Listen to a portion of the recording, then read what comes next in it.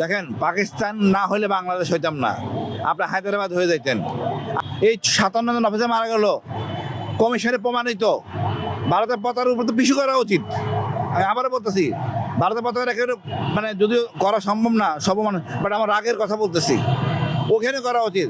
যে প্রত্যক্ষ যুদ্ধ চলেছে আমাদের সাথে, এখন প্রতিশোধ নেওয়ার সময়। এখন শুধু দেখেন, পাকিস্তান না হলে বাংলাদেশ হইতাম না, আপনার হায়দ্রাবাদ হয়ে যাইতেন।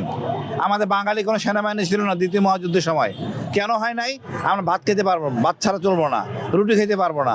এই রুটি খাওয়া শুরু হয়েছে একে ফজলুল্লাহ হলেন, তারপরে আস্তে আস্তে সেনাবাহিনী হইলো, বিডিআর ইপিআর হইলো। কিন্তু পাকিস্তান না হলে আমরা বাংলাদেশ হইতাম না। আমাদের মানে জেনেটিক সমস্যা, ভাত খাবো দুই বেলা। তো আস্তে আস্তে এখন আমরা স্বয়ংসম্পন্ন হয়েছি। বাট পাকিস্তান না হলে হইতেন না তো আপনি। পাকিস্তান কেন হয়েছে? ভারতের অত্যাচারে বাঁচার জন্য পাকিস্তান হয়েছে।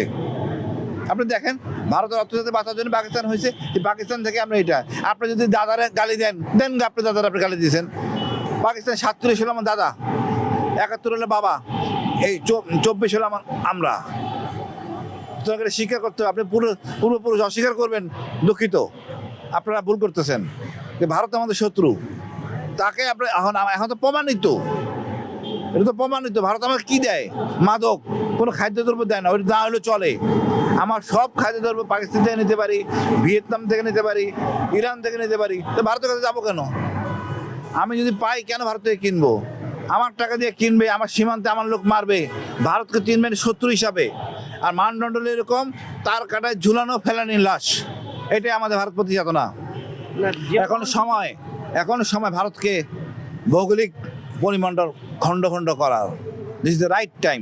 ভারতের নির্যাতন নিপীড়ন করে 7 সিস্টারে, ওদের স্বাধিকারী আন্দোলনের সাথে আমাদের ঐক্য করা। আমাদের সাথে বহুত বাড়াবাড়ি করছে। আমাদের হিল ট্যাক্সে 30,000 লোক মারা গেছে, পুলিশ, বিডিআর, আনসার সবাই মরছি আমরা তো তাদের পিছনে যাই নাই কখনো। এখন যাব, তাদের দুঃখ প্রকাশ করতে হবে, সরি বলতে হবে। এবং আমি ইউনিট সরকারকে বলবো, বিডিআর ঘটনায় ভারত জড়িত, আন্তর্জাতিক মণ্ডলে মামলা করেন ইউএনের কাছে ভারতের বিরুদ্ধে। ফ্যাসিস্ট রাষ্ট্র, জঙ্গি রাষ্ট্র হিসাবে আমাদের দেশ কখনো জঙ্গি ছিল না, আমাদের জনগণ কখনো জঙ্গি না। ভারত জঙ্গি। আমাদের মসজিদ পুড়ে দিচ্ছে, ভেঙে দিচ্ছে, মানুষকে অত্যাচার করতেছে, নামাজ পড়তে দিচ্ছে না। এটা নিয়ে আমরা সোচ্চার হবো। এখন আগে নরম আস্তে আস্তে বলতাম, এখন সবাই বলবে, মা বাচ্চারে বলবে, বাবা বাচ্চারে বলবে, ভারত আমাদের একমাত্র শত্রু। ধন্যবাদ।